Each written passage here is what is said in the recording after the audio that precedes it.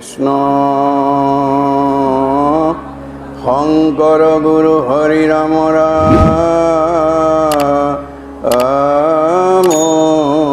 ৰাম ৰাম হৰি ৰাম ৰাম ৰাম অবৈকুণ্ঠৰ কল্প তৰু ভাগৱত শাস্ত্ৰ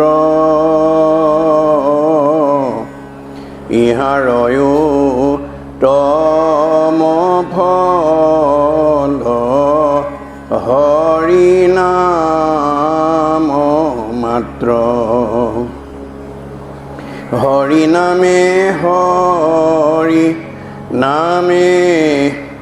হৰি নামে গতি হৰি নামে ভকতৰ কেৱলে ভকতি ৰাম হৰি নামে ভকতৰ কেৱলে ভকতি কৃষ্ণ ও নমো ভগৱতে বাসুদেৱায় জানো ঐশ্বয়ত অন্ময়াদিত ৰতস্বৰ্থেষু বিজ্ঞস্বৰাট তেনে ব্ৰহ্মহৃদয়াদি কৱয়ে মুহ্যন্তি যৎসূৰয় তেজো বাৰিমৃদং যথা বিনিময়ো যত্ৰ তিসৰ্গো মৃষঃ ধনস্যেন সদা নিৰস্ত কুহকং সত্যং পৰম ধীমহি ধৰ্মো পূজ্যেত্যৈতবত্ৰো পৰমো নিৰ্মৎসৰাণং সতম বেদম বাস্তৱমত্ৰ বস্তু শিৱদম তাপত্ৰয় উন্মূলনম শ্ৰীমদ্ ভাগৱতে মহামুনিকীতে কিম্বা পৰঈশ্বৰঃ সদ্য হৃদয়বৰদ্যতে অত্ৰ কীৰ্তিভিः শুশ্ৰূষাভিস্তৎক্ষণাৎ নিগম কল্পতৰুগলিতং ফলং সুখমুখাদে অমৃতম দ্ৰৱসংযুতম পিবত ভাগৱতম ৰসমালয়ম মুহুঃ ৰসিকা ভুবি ভাবুকা হৰি ৰাম ৰাম ৰাম ৰাম কৃষ্ণ। এতিয়া মৃত্যুমুখী পৰীক্ষিত 7 দিন সময় আছে, মাত্ৰ 7 দিন সময় আছে। 7 দিন সময় থকা পৰীক্ষিতক শুকদেৱে আহি 4ৰ্থ স্কন্ধ ভাগৱতৰ এই কাহিনীটো শুনাইছে যে ধ্ৰুৱৰ বৰ লাভ নামৰ কাহিনীটোৰ মাজেদি আমাক কি ক'ব বিচাৰিছে, আমি ইয়াৰ পৰা জানিবলগীয়া, বুজিবলগীয়া আৰু উঠি অহা প্ৰজন্মক আমি বুজাবলগীয়া দিশ ইয়াত কি সোমাই আছে, এই তথ্যৰ ওপৰত আমি আজি আলোচনা কৰিম। আলোচনা কৰাৰ মাজত যদি আপোনালোকৰ কিবা সংশয় থাকে প্ৰশ্ন কৰি সংশয়টো মাৰি ল'ব, কাৰণ আমাৰ শাস্ত্ৰত কৈছে কথা শুনি লেখে গুছে মনৰ সংশয়, কৃষ্ণৰ সেৱাটো ৰতি তেৱেহে বাঢ় হয়। আপোনাৰ মনৰ সংশয়বিলাক যেতিয়া নাইকিয়া হৈ যাব শাস্ত্ৰ শুনি, তেতিয়া আপোনাৰ আৰু শুনো ভাৱটো বাঢ়ি বাঢ়ি গৈ থাকিব, অনুৰাগটো বাঢ়ি বাঢ়ি গৈ থাকিব। যদি আপোনাৰ মনৰ সংশয় দূৰ নহয় আপুনি শাস্ত্ৰ শুনিবলৈ ইচ্ছা প্ৰকাশ নকৰিব। গতিকে প্ৰশ্ন আপোনালোকে আজি এই পাঠ ভিত্তিত কৰিব। আমি যিটো পাঠ আজি আলোচনা কৰিম পদবন্ধে, তাৰ ওপৰত যদি আপোনালোকৰ কিবা সংশয় থাকে আপোনালোকে প্ৰশ্ন কৰিব, পাৰিলে লিখিত দিব, নোৱাৰিলে মোৰ ব্যাখ্যা কৰাৰ শেষত আপোনালোকে উঠি প্ৰশ্নটো কৰিব। মই ব্যাখ্যা দি থাকোঁতে মাজতে উঠি ঘপকৈ প্ৰশ্ন নকৰিব, ৰসভংগ হৈ যাব। গতিকে এই আহ্বানৰ জৰিয়তে আমাৰ যোৱাকালি আপোনালোকৰ 2632 পদলৈকে এই ধ্ৰুৱৰ বৰলাভ আখ্যানটোৰ কথাখিনি আপোনালোকে শুনিলে।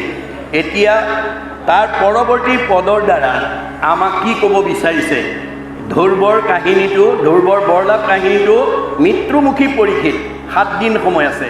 পৰীক্ষিতৰ যদি 7 দিন আছে, আমাৰ কেইদিন আছে? আমাৰো 7 দিনে দেই। আজি কি বাৰ? বৃহস্পতি, অহা বুধবাৰলৈকে।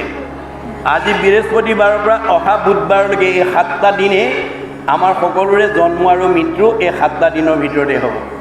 পৰীক্ষিতক মাত্ৰ বেছ কৰি লৈছে, আধা ৰূপে লৈছে। কথাখিনি আমাকে কৈ আছে ভাগৱতে। আমাৰ প্ৰত্যেকৰে 7 দিন আছে। কোনে জানে মই ঘৰ পাম নে নেপাম? মোৰ আকস্মিক দুৰ্ঘটনাত মই মৃত্যুক সাৱটি ল'বলগীয়াও হ'ব পাৰে। আমাৰ জীৱনটোক কি বুলি কৈছে? পদ্মৰ পত্ৰৰ নীৰ পৰিজেন নহি থিৰ, সেইমতে জীৱন চঞ্চল। পদুম পাতৰ পানীৰ নিচিনা আমাৰ জীৱনটো। পদুমৰ পাতত থকা পানীটো বতাহে কোন সময়ত পেলাই দিব তাৰ যেনেকৈ নিৰ্দিষ্ট নাই, আমাক কালে কোনদিনা আমাৰ দেহৰ পৰা আত্মা লৈ যাব তাৰো কোনো নিৰ্দিষ্ট নাই। গতিকে সময় থাকোঁতে, চকুৰ দৃষ্টিশক্তি থাকোঁতে, কাণৰ শ্ৰৱণ শক্তি থাকোঁতে, হাতৰ কৰ্মশক্তি থাকোঁতে, ভৰি গতি শক্তি থাকোঁতে আজিৰ দৰে অনুষ্ঠানলৈ আহি আপুনি পৰকালৰ ধন ঘটি ল'ব লাগিব। এই কালত যিবোৰ ধন ঘটিছে সেইবোৰ লগত নিব নোৱাৰে। এই কালৰ ধনবিলাক দি থাকিলে, খাই থাকিলে ঢুকাই যাব বুলি কৈছে গীতাত।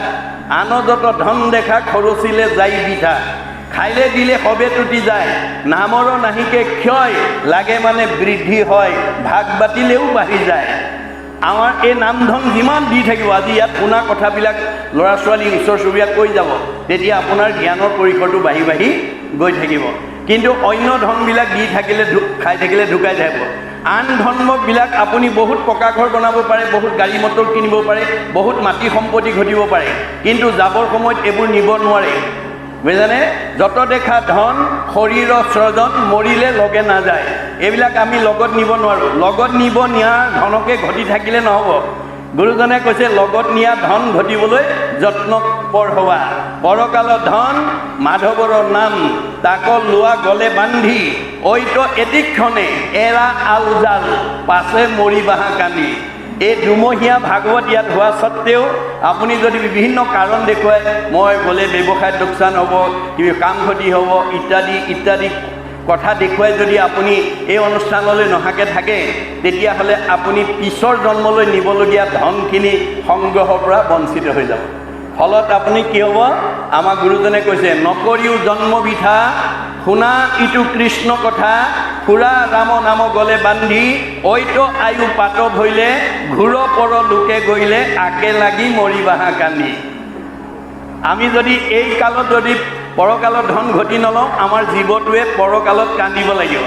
আজি আপোনালোকৰ ভৱানীপুৰ অঞ্চলত বসবাস কৰা বহুত জীৱই কান্দি আছে। ভাগৱতৰ মতে, ভাগৱতৰ মতে বহুত কান্দি আছে। কেনেকৈ? আমাৰ অভাৱ অসীম। আমাৰ অৰ্থনীতিয়ে কৈছে অভাৱ অসীম, কিন্তু নিৰ্দিষ্ট অভাৱবিলাক সীমিত। মুখ্যতম অভাৱ 3টা: অন্ন, বস্ত্ৰ, সংস্থাপন। আজি ভৱানীপুৰ অঞ্চলত বসবাস কৰি থকা কোনো গৃহস্থীয়ে মনে ভবা মতে এসাঁজ অন্ন নিজে খাব নোৱাৰাৰ কাৰণে, ল'ৰা ছোৱালীক খুৱাব নোৱাৰাৰ কাৰণে, কাষৰ মানুহ ঘৰে আজাদিত নিজেও খাইছে, ল'ৰা ছোৱালীকো ধুনীয়াকৈ খোৱা দেখি অভাৱীজনে কান্দি আছে। বস্ত্ৰ, সমাজৰ লগত খাপ খোৱা এযোৰ বস্ত্ৰ নিজে পিন্ধিব নোৱাৰাৰ কাৰণে, ল'ৰা ছোৱালীক পিন্ধাব নোৱাৰাৰ কাৰণে, ওচৰৰ মানুহবোৰে নিজেও পিন্ধিছে, ল'ৰা ছোৱালীকো ধুনীয়া পোছাক পিন্ধা দেখি অভাৱীজনে কান্দি আছে। সংস্থাপন, থকা ঠাই এতিয়া বিজ্ঞানৰ যুগ। ছুইচ টিপিলে পোহৰ আহিব লাগে, ছুইচ টিপিলে ফেন ঘূৰিব লাগে, ছুইচ টিপিলে গীজাত পানী গৰম হ'ব লাগে, ছুইচ টিপিলে পানী অহা যোৱা কৰিব লাগে, ইত্যাদি ইত্যাদি। এঘৰে সকলো অভাৱ মুক্ত কৰি ধুনীয়াকৈ আছে, আন ঘৰে সিমানখিনি অভাৱ পূৰণ কৰিব নোৱাৰি কান্দি আছে, ইত্যাদি ইত্যাদি। সেইকাৰণে আমাৰ দুখবিলাক চবৰে বেলেগ বেলেগ। মনত ৰাখিব দেই, আমাৰ এই একেখন গাঁৱতে থাকিব পাৰে, একেটা পৰিৱেশতো থাকিব পাৰে, আমাৰ দুখবিলাকৰ প্ৰত্যেকৰে বেলেগ বেলেগ, কিন্তু সুখবিলাক চবৰে একেই বুলি কৈছে। অকল ভৱানীপুৰ অঞ্চলৰে নহয়, পৃথিৱীত যিমানবিলাক সুখী মানুহ আছে, সব সুখী মানুহবিলাক একেই বুলি কৈছে দাৰ্শনিক পণ্ডিতে। All happy families are alike. পৃথিৱীত যিমানবিলাক সুখী মানুহ আছে সব একেই, but unhappy families are unhappy in their own fashion. পৃথিৱীত যিমানবিলাক দুখী মানুহ আছে চবৰে দুখবোৰ বেলেগ বেলেগ। মই গোটেই পৃথিৱী বাদ দিলোঁ, ভৱানীপুৰত অঞ্চলত সত্ৰত অনুষ্ঠান কৰিছোঁ, আপোনালোকৰ ভৱানীপুৰ অঞ্চলটোকে উদাহৰণ হিচাপে ল'ব বিচাৰিছোঁ। ভৱানীপুৰত বসবাস কৰি থকা এখেতে যদি পকা ঘৰ বনাই, গাড়ী মটৰ কিনে, দামী পোছাক পিন্ধে, দামী আহাৰ খায়, এখেতৰো ভাল লাগিব, তেখেতৰো ভাল লাগিব, তেখেতৰো ভাল লাগিব, তেখেতৰো ভাল লাগিব। আমি যদি প্ৰত্যেকেই গাড়ী মটৰ কিনি দামী পোছাক পিন্ধি পকা ঘৰৰ তলত থাকোঁ, আমাৰ চবৰে ভাল লাগে। ভাল লগাটোত কোনো পাৰ্থক্য নাই, কিন্তু বেয়া লগাবিলাক ভৱানীপুৰ গাঁৱৰ কোনোবা দম্পতীয়ে বিয়া পাতিছে, ল'ৰা ছোৱালী হোৱা নাই, সেইটো দম্পতী, সেইটো দুখ। কাৰোবাৰ ছোৱালী আছে, ল'ৰা নাই, সেইটো দম্পতী, সেইটো দুখ। কাৰোবাৰ আকৌ ল'ৰা আছে, ছোৱালী নাই, সেইটো দম্পতী, সেইটো দুখ। কাৰোবাৰ আকৌ স্বামী স্ত্ৰীৰ মাজত মনোমালিন্য লাগি থাকে, সেইটো পৰিয়ালৰ, সেইটো দুখ। কাৰোবাৰ শাহু বোৱাৰীৰ মাজত মনোমালিন্য লাগি থাকে, সেইটো পৰিয়ালৰ, সেইটো দুখ। কাৰোবাৰ ককাই ভাইৰ মাজত মিলা প্ৰীতিৰ অভাৱ, সেইটো পৰিয়ালৰ, সেইটো দুখ। কাৰোবাৰ সকলো আছে, শৰীৰত বেমাৰ আছে, সেইটো পৰিয়ালৰ, সেইটো দুখ, ইত্যাদি ইত্যাদি। এই যে একেখন অঞ্চলতে থাকি আমাৰ যে মানে বেলেগ বেলেগ দুখবিলাকে যে আমাক প্ৰতিক্ৰিয়া কৰিছে, ইয়াৰ কাৰণ কি, ইয়াৰ ৰহস্য কি? এই ৰহস্য ভেদ কৰিবৰ কাৰণে আমি ভাগৱত শুনিবলৈ আহিব লাগে। গতিকে আমি সদায় দুখতে থাকিম নে দুখৰ পৰা নিবাৰণ হ'ব লাগিব? গতিকে ভাগৱত নুশুনা পৰ্যন্ত কোনো মানুহ দুখৰ পৰা নিবাৰণ হ'ব নোৱাৰে। আমাৰ গুৰুজনে কৈছে, কল পান ফল ইটো, যাৰ আছে ভাগ্য যিটো, ৰস বিভাৱনত চতুৰ। আজি ইয়ালৈ অহা মানুহবিলাক ভাগ্যৱান আৰু চতুৰ বুলি কৈছে, টেঙৰ বুলি কৈছে। সাধুৰ সংগ অনুসৰি কৃষ্ণ কথা কৰ্ণে ভৰি, সমস্ত আপদ কৰা দূৰ। ভাগৱত শুনাৰ লগে লগে চব আপদ নাইকিয়া হৈ যাব। মলি কাপোৰখনত চাবোন চাৰ্ফ দিয়াৰ লগে লগে মলি আঁতৰ হৈ যাব। এখন মলি কাপোৰৰ পৰা মলি আঁতৰাবলৈ যেনেকৈ চাবোন বা চাৰ্ফ ব্যৱহাৰ কৰা হয়, আমাৰ জীৱনৰ দুখ দুৰ্গতিৰ পৰা নিজক মুক্ত কৰিবলৈ ভাগৱত শুনিব লাগিব। ভাগৱত নুশুনা কোনো জীৱ দুখ দুৰ্গতিৰ পৰা মুক্ত হ'ব নোৱাৰে। ভাগৱত শুনিলে ইমান নিৰ্মল হৈ যাব। মাধৱদেৱে ঘোষাত লিখিছে, কৰ্ণপথে ভকতৰ হিয়াত প্ৰৱেশী হৰি, দুৰ্বাসনা হৰে সমস্তই, জলৰ যতে কমল, যেহেন শৰতকালে স্বভাৱতে নিৰ্মল হয়। শৰৎকালৰ পানীৰ দৰে ভাগৱত শুনা মানুহৰ জীৱবিলাক নিৰ্মল হৈ যাব। ডেকা ল'ৰাই হওক, গাভৰু ছোৱালীয়ে হওক, বোৱাৰীয়ে হওক, শাহুৱে হওক, শহুৰে হওক, পিতৃয়ে হওক, মাতৃয়ে হওক, যিয়েই ভাগৱত শুনিব সি নিৰ্মল হৈ যাব। কেনেকৈ? মানে শৰৎকালৰ পানীৰ দৰে। ভাগৱত নুশুনা জীৱ সি নিৰ্মল হ'ব নোৱাৰে। আমাৰ বিজ্ঞানে স্বীকাৰ কৰিছে, এই পৃথিৱীৰ উপৰিভাগত যি বায়ুমণ্ডল আছে, ইয়াক 3টা স্তৰত ভাগ কৰি দেখুৱাইছে: টপস্ফিয়াৰ, টেট্ৰস্ফিয়াৰ, আইনস্ফিয়াৰ। আইনস্ফিয়াৰক আটাইতকৈ মানে বৈতৰণী নদী বুলি কল্পনা কৰা হৈছে। অৰ্থাৎ আমাৰ জীৱ প্ৰয়াণৰ পিছত এইটা 3টা লেয়াৰ ভেদ কৰি 14 ব্ৰহ্মাণ্ডৰ বাহিৰত শুদ্ধ জীৱৰ কাৰণে, ভকতৰ কাৰণে কৰি থোৱা বৈকুণ্ঠত আমি অৱস্থান কৰিব লাগিব। কিন্তু ভাগৱত শুনা মানুহ ইমান নিৰ্মল হৈ যাব যে ই প্ৰয়াণৰ পিছত ৰকেটৰ দৰে 3টা লেয়াৰ ভেদ কৰি 14 ব্ৰহ্মাণ্ডৰ বাহিৰত গৈ অৱস্থান কৰিব, ঘূৰি আহিব আৰু নালাগে। ভাগৱত নুশুনা জীৱ যিমানেই ধনৱন্ত, বিদ্যাৱন্ত, শ্ৰীমন্ত, সম্পদশালী নহওক কিম্বা, ভাগৱত নুশুনিলে জীৱ সংস্কাৰ হ'ব নোৱাৰে। আপুনি যিমান দামী কাপোৰেই নিপিন্ধক কিম্বা, কাপোৰত মলি পৰিবই। মই দামী কাপোৰ পিন্ধিছোঁ বুলি যদি চাবোন চাৰ্ফ নিদিয়ে, তেতিয়া তাৰ কাপোৰ পৰা মলি আঁতৰ হ'ব নোৱাৰে। মই গাঁওখনৰ ভিতৰত ধনী মানুহ, মই বিদ্যাৱন্ত, মই শ্ৰীমন্ত, মই সম্পদশালী, মই আৰু এতিয়া ভকতৰ গুৰিত গৈ ঈশ্বৰৰ কথা শুনিব নোৱাৰোঁ, এই বুলি কোনোবাই যদি ভাবে, সেইটো জীৱ কেতিয়াও নিৰ্মল হ'ব নোৱাৰিব। সেইটো জীৱ অহা যোৱা কৰি থাকিব লাগিব। এই 200 মাইলৰ ভিতৰত, মধ্যাকৰ্ষণৰ ভিতৰত, 3টা লেয়াৰৰ ভিতৰত পুনৰপি জনমম পুনৰপি মৰণম, পুনৰপি জনমম পুনৰপি মৰণম হৈ থাকিব লাগিব। গতিকে আমি জীৱক, নিজৰ জীৱক সংস্কাৰ কৰিবৰ কাৰণেহে ভাগৱত শুনিবলৈ আহিব লাগিব। আপোনাৰ ভাগ্যখন আপুনি গঢ় দিব লাগিব। You are the creator of your own destiny বুলি কৈছে। আমাৰ নিজৰ ভাগ্যখন আমি নিজে গঢ়িব লাগিব, আনে গঢ়ি নিদিয়ে। আপোনাৰ পৰিয়ালটো আপুনি ভাল কৰিব লাগিব, আনে ভাল কৰি দিব নোৱাৰে। আপোনাৰ সমাজখন আপোনালোকে ভাল কৰিব লাগিব, আনে আহি ভাল কৰিব নোৱাৰে। গতিকে আমাৰ মাধৱ পুৰুষে সেইকাৰণে লিখিছে, আপুনি আপোনাৰ শত্ৰু, আপুনি আপোনাৰ মিত্ৰ, আপুনি আপোনাৰ ৰাখে মাৰে, হৰিক নভজি নৰে, আপুনি হৈ নষ্ট, হৰি ভজি আপোনাক তাৰে। আপোনালোকেহে জানিব, আপোনালোকে ভৱানীপুৰৰ অঞ্চলত বসবাস কৰি কোন পৰিয়ালে কি দুখ বেদনাত ভুগিছে, আপোনালোকেহে জানিব। গতিকে আপোনালোকে কিবা দুখত যদি ভুগি আছে, তাৰ পৰা নিৰাময় পাবলৈ হ'লে ঈশ্বৰক আশ্ৰয় ল'বই লাগিব। মাধৱ বান্ধৱ উদ্ধাৰা বা, আমাক উদ্ধাৰ কৰিব পৰা শক্তি ভগৱানৰ বাদে আনৰ হাতত নাই। সেইকাৰণে সকলো সময়তে আমি যাতে নিজৰ লগতে আমাৰ উঠি অহা প্ৰজন্ম পৰিয়ালৰ প্ৰত্যেকেই যাতে ঈশ্বৰৰ নাম ল'ব পৰাকৈ আপুনি গঢ়ি তুলিব লাগিব। ঈশ্বৰৰ নাম নোলোৱা জীৱ কেতিয়াও ঈশ্বৰৰ প্ৰিয় হ'ব নোৱাৰে। যোনেই ঈশ্বৰৰ কথা শুনিব, ক'ব, গাব, সেইজনেই কলি যুগৰ ভকত বুলি কৈছে। ভকত কাৰো পিঠিত মাৰি দিয়া নাই, আৰু চেলেং গামোচা ল'লেই ভকত নহ'বও পাৰে। চেলেং গামোচা ভকত নহয়।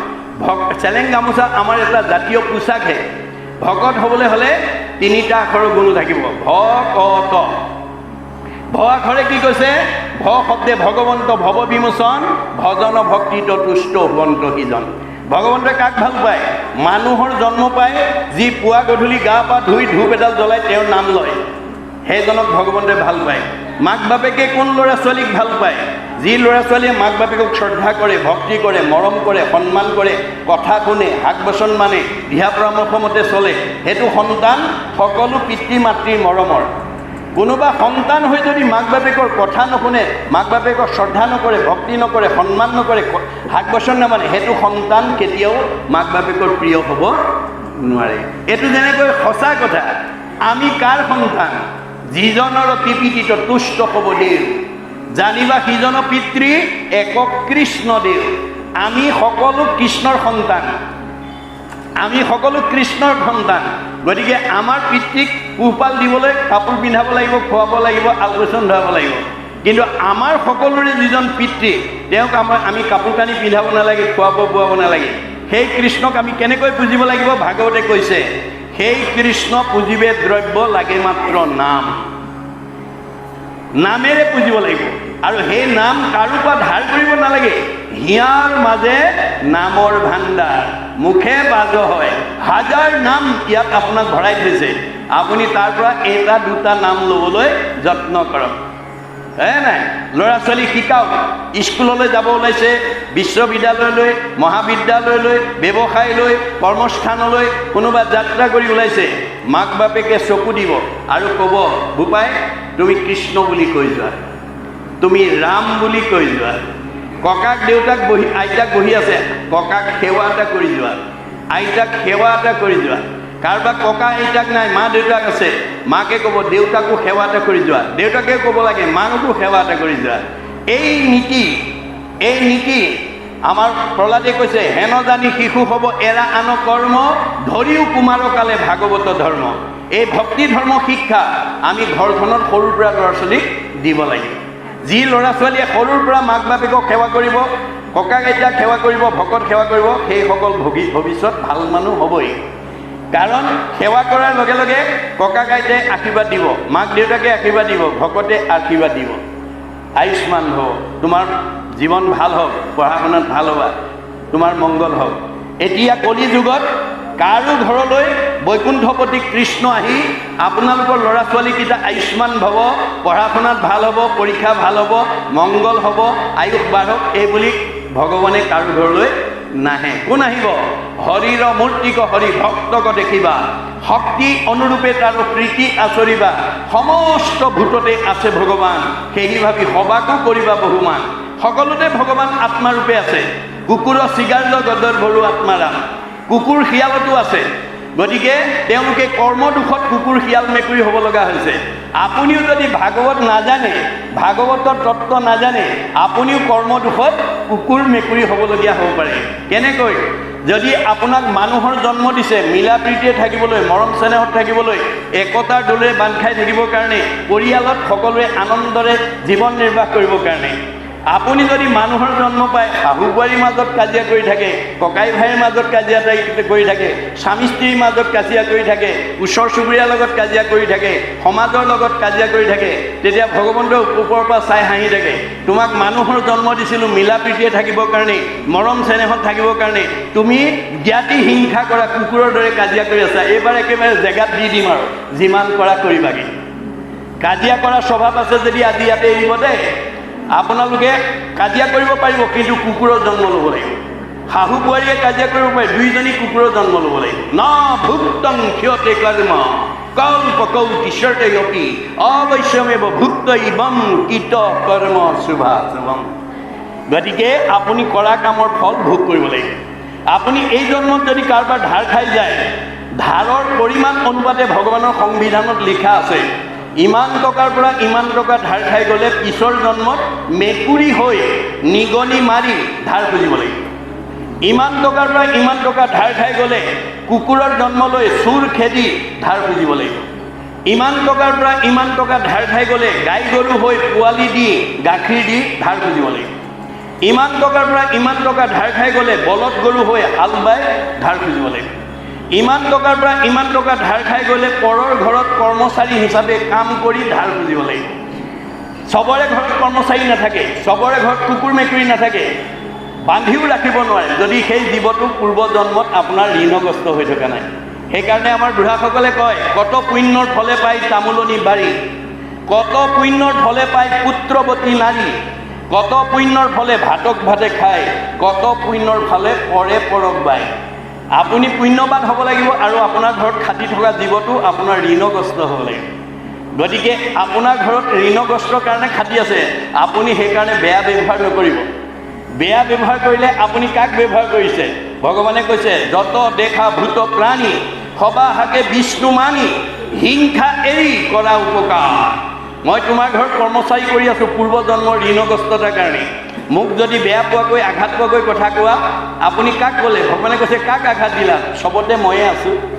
মোকেই আঘাত দিবা, মোকেই দুখ দিবা, মোকেই হিংসা কৰিবা, মোকেই অন্যায় কৰিবা, মোকেই ঠগিবা, মোৰে সীমা ঠেলিবা, আকৌ মই তোমাক ভালকৈ ৰাখিব লাগে। সেইটো কেতিয়াও হ'ব নোৱাৰিব। ভাগৱত শুনি এই বেয়াবিলাক এৰিবলৈ যত্ন কৰা। বেয়া এৰি ভাল ল'বৰ কাৰণে ভাগৱত শুনিবলৈ আহিব লাগে। গতিকে ভাগৱতত সকলো নীতি নিয়মৰ কথা, জীৱনশৈলীৰ কথা আমাক কোৱা আছে।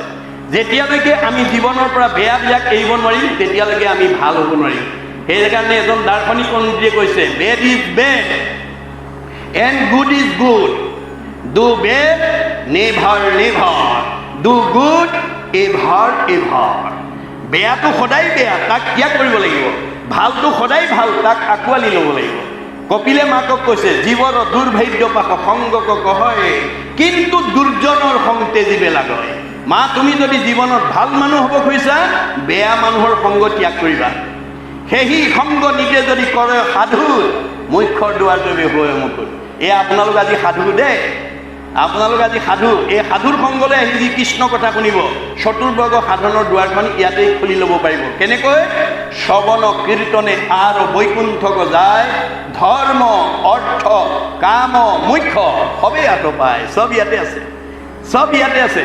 আপুনি আনন্দ বিচাৰিব নালাগে, আনন্দ আপোনাৰ ঘৰ বিচাৰি ফুৰিব।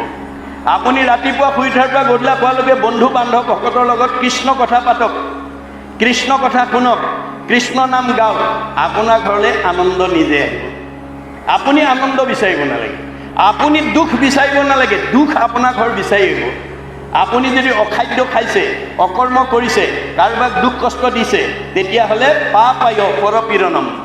আপুনি কাৰোবাক দুখ দিয়াৰ লগে লগে আপোনাৰ জীৱনলৈ পাপ আহি যাব। পাপ অহাৰ লগে লগে আপোনাৰ জীৱনলৈ দুখ দুৰ্গতি নিজে নামি আহিব। আপুনি বিচাৰিব নালাগে, কৰ্মৰ দ্বাৰা আপোনাৰ ঘৰলৈ গুচি আহিব। ভকতে মুক্তি বিচাৰিব নালাগে, মুক্তিটো নিস্পৃহা যিটো সেহি ভকতক নমো বুলি কৈছে। ভকতে মুক্তি নিবিচাৰে, কিন্তু মুক্তিহে ভকতৰ পিছে পিছে ঘূৰি ফুৰে। মাত্ৰ আপুনি অবিদ্যা নাশৰ পৰিৱেশলৈকে আহক, আজিৰ দৰে অনুষ্ঠানলৈকে আহক। অবিদ্যা নাখিলে আনো বিভূতি যতেক, ভকতৰ পিছে পিছে ফুৰয় প্ৰত্যেক। যদ্যপি তেখম্বে তাক স্পৃহা নকৰয়, তভু কোনো ভকতিয়ে তাক মিলাৱয়। বুজিছানে? আপুনি অজ্ঞানতাবিলাক নাশ কৰি দিয়ক, সংকীৰ্ণতা, অন্ধবিশ্বাস, কুসংস্কাৰ, কুপৰম্পৰাবিলাক মনৰ পৰা দূৰ কৰি দিয়ক। আপোনাৰ ঘৰলৈ মুক্তি নিজে আহিব। এজন জ্ঞানী মানুহে, সৎ মানুহে কাকো ক'ব নালাগে মোক সন্মান কৰিবা বুলি, আৰু এজন দুষ্ট মানুহে কাকো ক'ব নালাগে মোক অনাদৰ কৰিবা বুলি।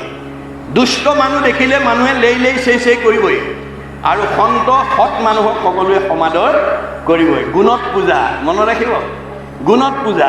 গতিকে আপুনি ভাগৱত শুনি সদায় যাতে আমি মনৰ পৰা, আমাৰ পৰিয়ালৰ পৰা, আমাৰ সমাজখনৰ পৰা আমাৰ যেতিয়া অসূয়া, হিংসা, অন্যায়, এই গৰ্ব অহংকাৰ ভাৱবিলাক যাতে আমি আঁতৰাই দিব পাৰোঁ।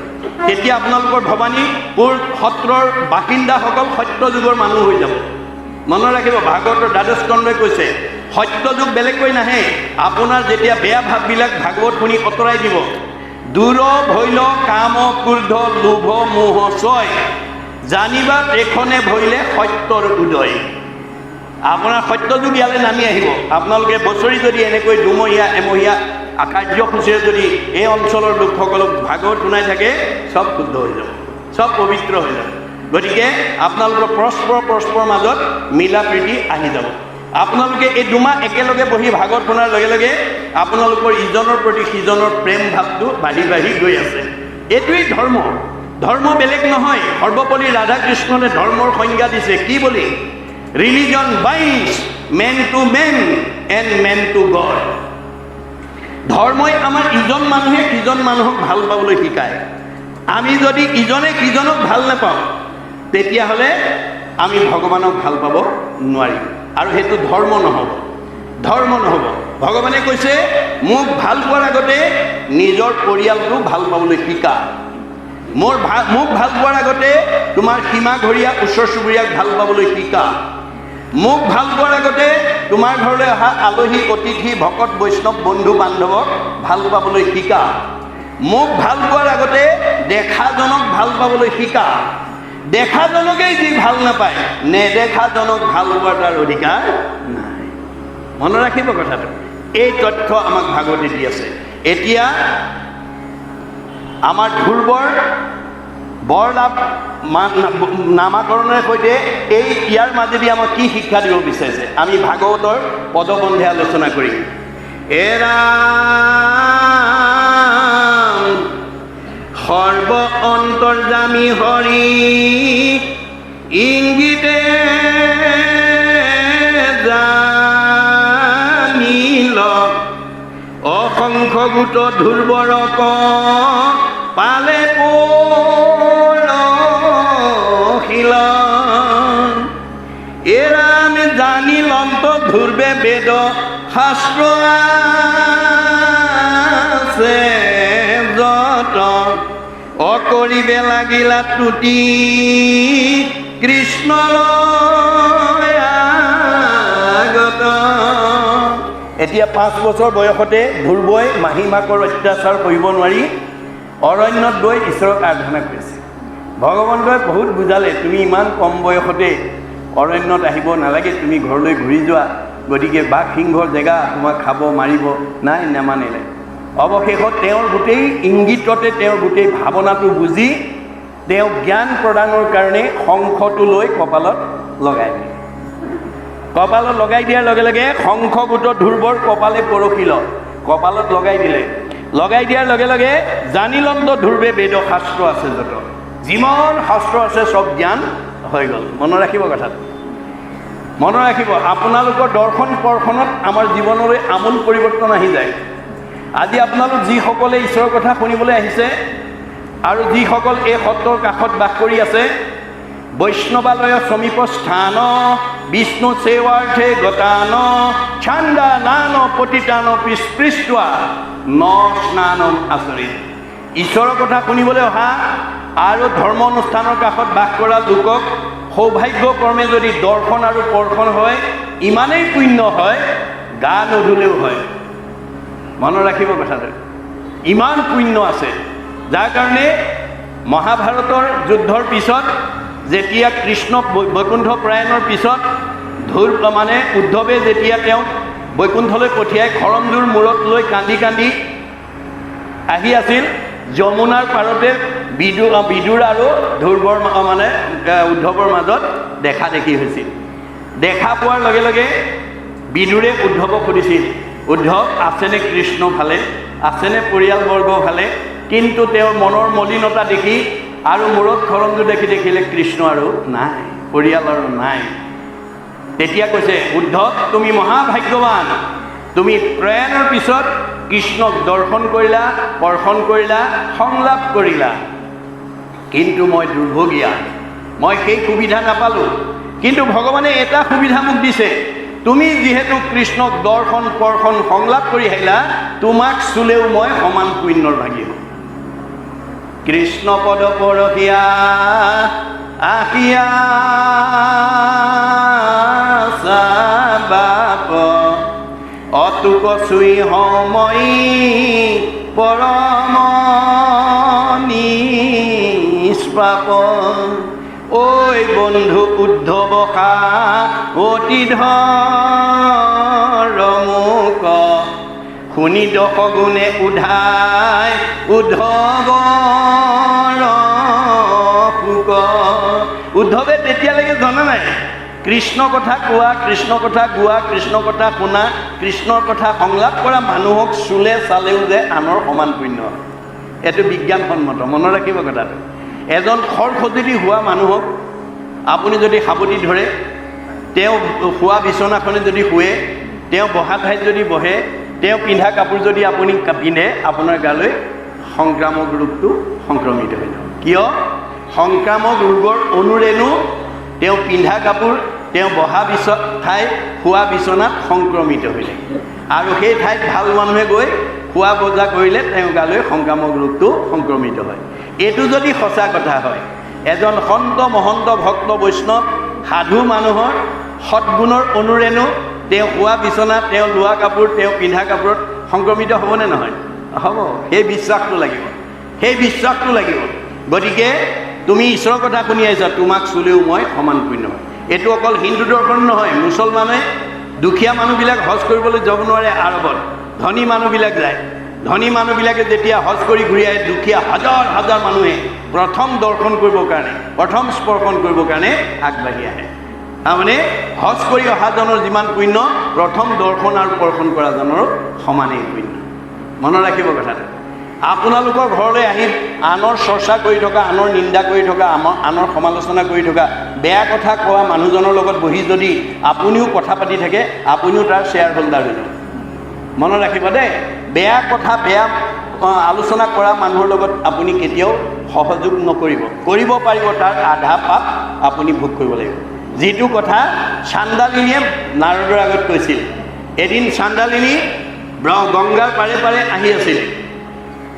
আপোনাৰ সুশীল ব্ৰাহ্মণে পাৰতে পূজা কৰি আছিলে। চাণ্ডালিনী আহি ক'লে, অ' বোপা সুশীল, তুমি কাৰ পূজা কৰিছা? অ' আই চাণ্ডালিনী, মই বিষ্ণুতকৈও শ্ৰেষ্ঠ দেৱতাৰ পূজা কৰিছোঁ। বিষ্ণুতকৈও শ্ৰেষ্ঠ দেৱতা? বিষ্ণুতকৈও শ্ৰেষ্ঠ দেৱতা। সেইজন কোন? ইন্দ্ৰ। উদ্ধৱলৈ কৈ দিলে, ইন্দ্ৰ। চাণ্ডালিনী শিখ কি শুনিলোঁ বুলি কাণত ঠিলা দি দৌৰ মাৰি 108 বাৰ গংগাত বুৰ মাৰি বাহিৰটো শুদ্ধ কৰিলে। কাৰণ শব্দ ব্ৰহ্ম। আমি এতিয়া যিবোৰ কথা কৈ আছোঁ, আপোনালোকৰ গাৰ নোমে নোমে সোমাই গৈছে, ৰন্ধে ৰন্ধে সোমাই গৈছে। গতিকে ৱৰ্ড ইজ গড, অবিনাশী। শব্দ ব্ৰহ্ম, ইয়াৰ বিনাশ নাই, ইয়াৰ প্ৰতি নোমে নোমে সোমাই গৈছে। গতিকে তেওঁ 108 বাৰ বুৰ মাৰি বাহিৰটো শুদ্ধ কৰিলে, কিন্তু শব্দটো কাণেদি সোমাই গ'ল। তাৰ প্ৰতিক্ৰিয়াৰ পৰা মুক্ত হ'বৰ কাৰণে পাৰতে বহি তিতাবস্ত্ৰে ভগৱানক আৰাধনা কৰি আছে। সেই সময়তে নাৰদ আহি ওলালেহি।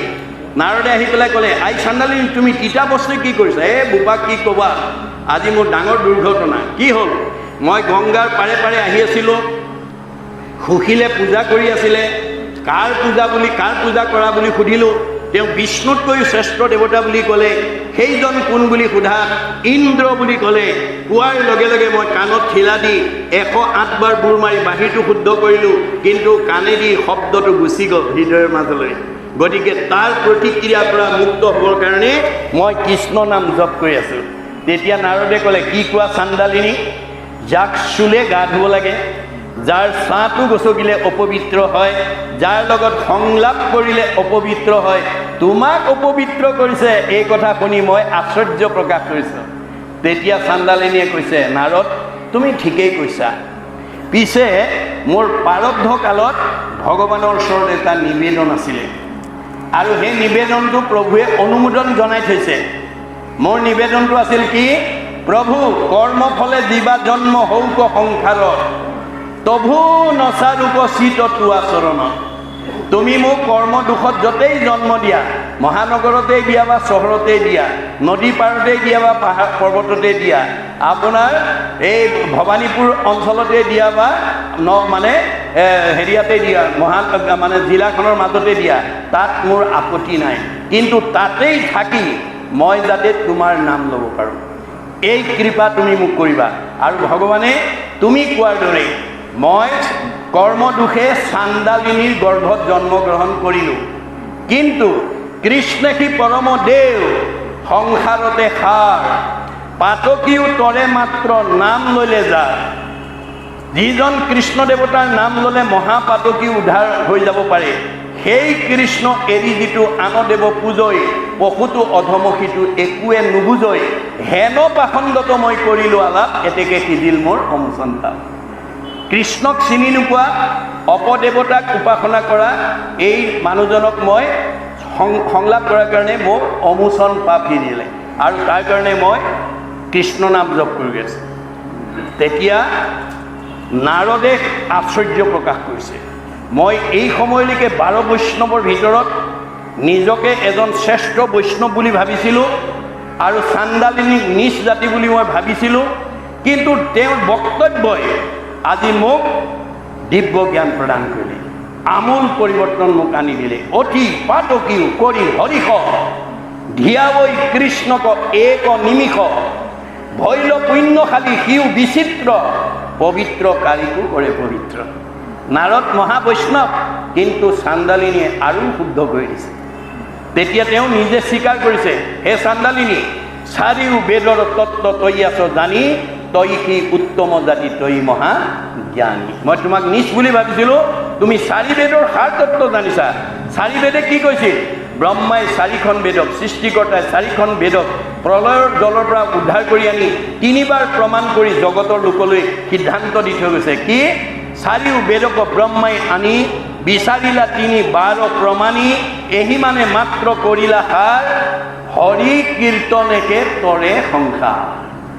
গতিকে ঈশ্বৰৰ নাম বিনা আমাৰ তৰণৰ উপায় নাই। গতিকে কলি যুগৰ মানুহৰ কাৰণে নামহে থৈ গৈছে, বাকী ধৰ্মবিলাক কৃষ্ণ যাওঁতে লগতে লৈ গৈছে। আন ধৰ্ম কৃষ্ণৰ লগতে গুচি গৈলা, এক স্থান হুয়া হৰি নাম মাত্ৰ থৈলা, এতেকেহে নামত সমস্ত পুণ্য পায়, জানিয়া যতনে ফুৰা হৰি গুণ গায়।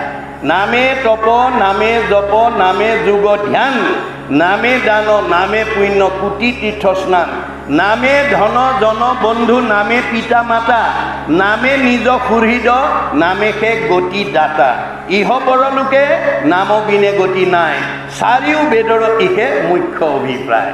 4 বেদে নামতহে কৰিব বুলি কৈছে। হেন জানি নামৰ চৰণ চাপি ধৰা, গৃহতে থাকিয়া সুখে সংসাৰ কতৰা।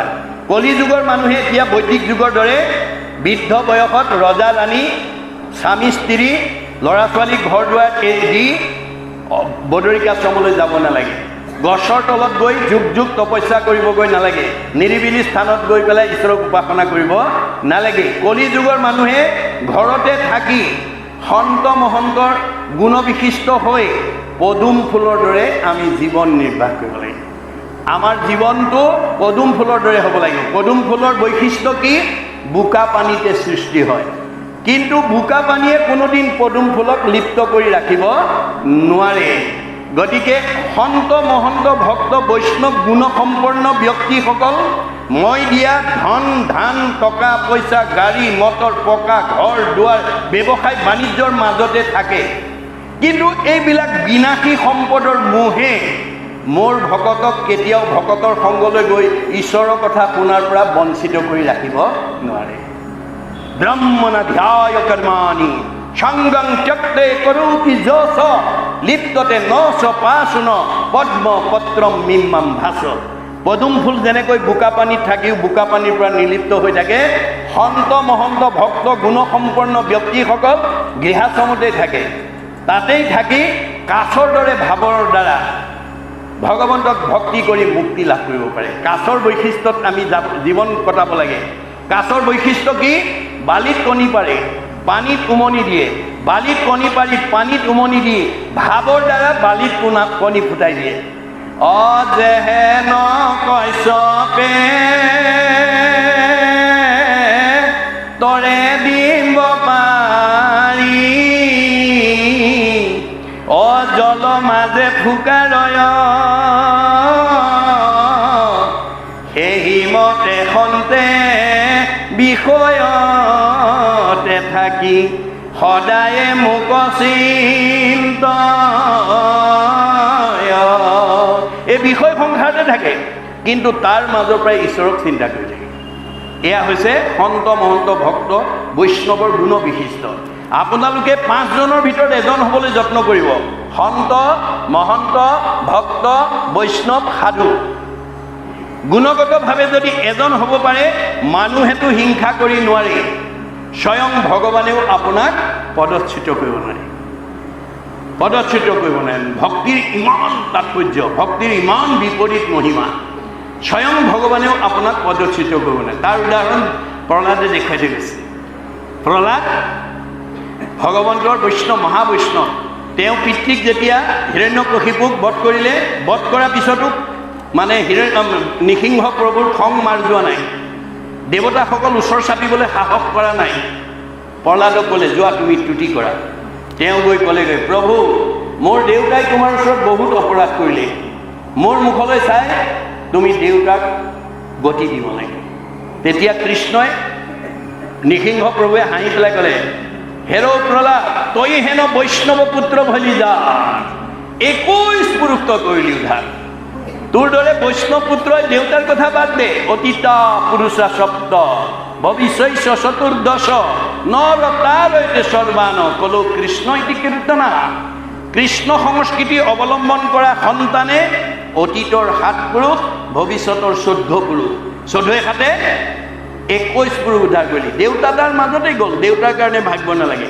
তেনেহ'লে মোক তোমাৰ ওচৰলৈ লৈ যোৱা। নাই, তোমাক মই মোৰ ওচৰলৈ আনিব নোৱাৰোঁ, কাৰণ তোমাৰ পুণ্য জমা হৈ আছে, পুণ্য জমা হৈ আছে। তুমি ৰজা হ'বই লাগিব, ৰজা হৈ ভোগ ভুঞ্জি পুণ্য কৰা কিয়। মনত ৰাখিবা দেই, অহা 26 বৰ্ষত MLA ইলেকশ্যনত আপোনালোকৰ সমষ্টিৰ পৰা 8 জনে প্ৰতিদ্বন্দ্বিতা কৰিব। ধৰি লওক, আপোনালোকে 8 জনে প্ৰতিদ্বন্দ্বিতা কৰিলে কাকো সমালোচনা নকৰিব কিন্তু, কাৰণ তেওঁলোকে পূৰ্ব কামনা বাসনা লৈ আহি পেলাইহে এই ৰাজনীতি কৰিছে 8 জনে। গতিকে আপোনালোকে গৌৰৱ কৰিব, কি বুলি, আমাৰ সমষ্টিত মানে বিধানসভাৰ সদস্যৰ প্ৰতিদ্বন্দ্বিতা কৰিব পৰা যোগ্য ব্যক্তি 8 জন আছে, কিন্তু কেইজন জিকিব? এজন। কোন জিকিব? আমাৰ 14 স্কন্ধ ভাগৱতত কৈ থোৱা আছে কোন জিকিব। এই 8 জনৰ ভিতৰত যিজনে এই সমষ্টি তৃণমূল এটা আত্মা, পৰিয়াল, সমাজ, অনুষ্ঠান, প্ৰতিষ্ঠান, দল, সংগঠন, দহৰ উপকাৰৰ কাৰণে এই 8 জনৰ ভিতৰত যাৰ অৱদান বেছি আছে, যি সমষ্টিটোক আগবঢ়াই নিয়াৰ ক্ষেত্ৰত আগতীয়াকৈ মানে অৱদান দি থৈছে, পুণ্য অৰ্জন কৰি থৈছে, সৎ কাম কৰাৰ লগে লগে পুণ্য অৰ্জন হ'ব। এই 8 জনৰ ভিতৰত যাৰ পুণ্য নম্বৰ বেছি, তেওঁ বাই হুক অৰ বাই ক্ৰুক তেওঁ জিকি যাব। আপোনাৰ মতে এখেত জিকিব লাগিছিলে, কিন্তু ৰিজাল্টত তেখেত জিকিলে। ভগৱন্তই কৈছে তুমি চৰ্ম চকুৰে চাইহে সেইজন জিকিব লাগে বুলি কৈছা। মইতো 14 জন সাক্ষীৰ তথ্য ভিত্তিত তেওঁক জিকাইছোঁ। 14 ভুৱনে লোক আছে যত মানে, সবহৰে ন্যায় নীতি দেখে বিদ্যমানে, চিত্ৰগুপ্ত নামে 2 লিখক নিৰ্ভয়, সবহৰে পাপ পুণ্য তেৰেজ কৰয়, গুপুত পাপক গুপ্ত লিখকে লিখয়, দেখা মানে পাপ চিত্ৰ লিখন্ত নিশ্চয়, 14 জন সাক্ষীদাৰ থাকয় লগত, ভান দিবে নোৱাৰে পাপ পুণ্য আছে যত। এই 8 জনৰ ভিতৰত কাৰ নম্বৰ পুণ্য বেছি আছে? 14 জন সাক্ষী, 2 জন কেৰেণীয়ে তথ্য দি আছে ভগৱন্তই। মনত ৰাখিব কথাটো। আমাৰ লগত 14 জন সাক্ষী ৰাখিছে ভগৱন্তই।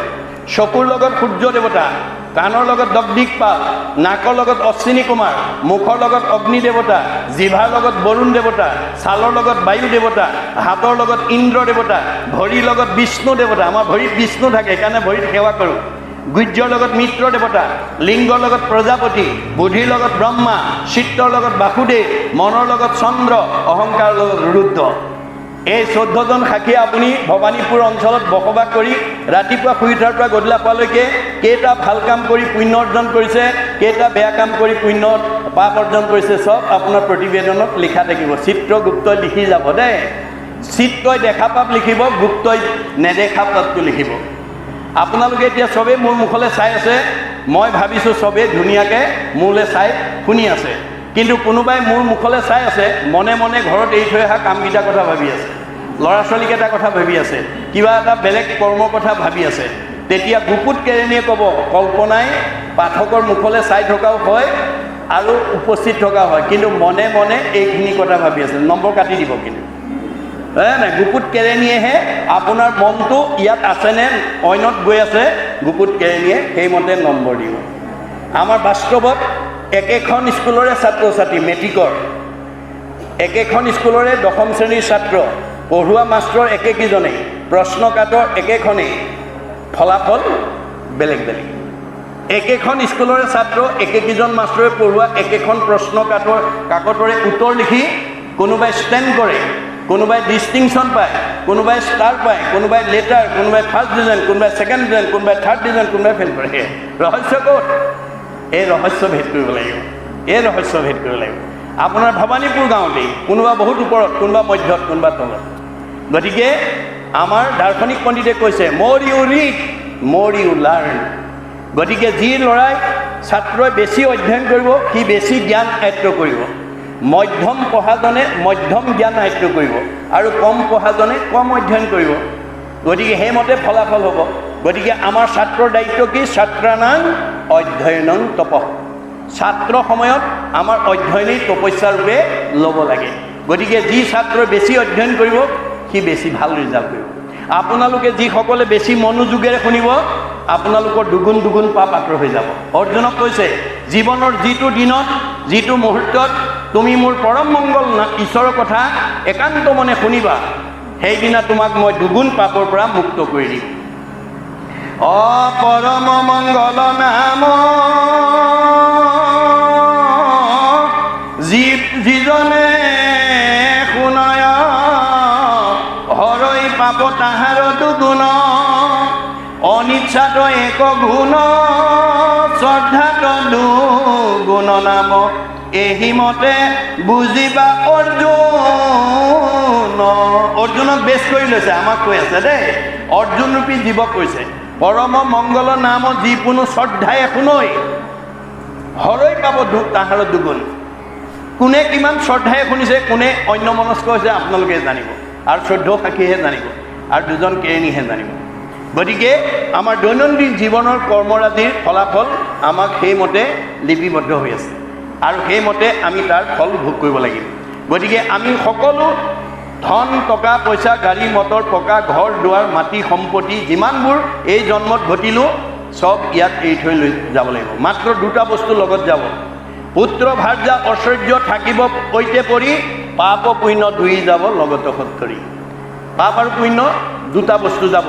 গতিকে যাবৰ দিনাখন আমাৰ যিদিনাখন কাল সৰ্পই শেষ খুঁটটো মাৰিব, কাল সৰ্পে চম্পিয়া আশয় পৃষ্ঠভাগে চেগচাই কোনোদিনা ধৰিবেক ৰাগে কোনো মতে নৰৱে নেৰাৱে টান হাত কৃষ্ণত ভকতি যেবে নকৰে সাক্ষাৎ। আজিৰ দৰে কৃষ্ণৰ ভক্তি নকৰা জীৱই মৃত্যুৰ হাতৰ পৰা উদ্ধাৰ হ'ব নোৱাৰে। মনত ৰাখিব কথাটো। সেইকাৰণে আমি ঈশ্বৰৰ কথা শুনিবলৈ আহিব লাগে আৰু আনিব লাগে, ল'ৰা ছোৱালীক আহ্বান জনাব লাগে।